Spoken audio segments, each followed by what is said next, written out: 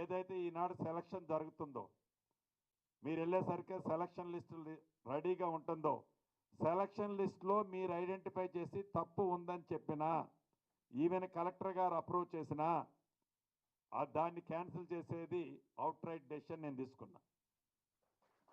yes ఏడిచ్చింది తప్పు ఉంది sir, ఇతను భూమి ఉన్నోడు, ఇతను డబ్బులు ఉన్నోడు, ఇతనికి మనోళ్ళు ఏదో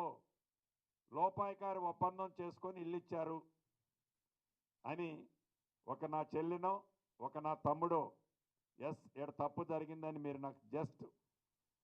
మీకు నా డైరెక్ట్ ఒకటి టోల్ ఫ్రీ నెంబర్ ఇస్తాను,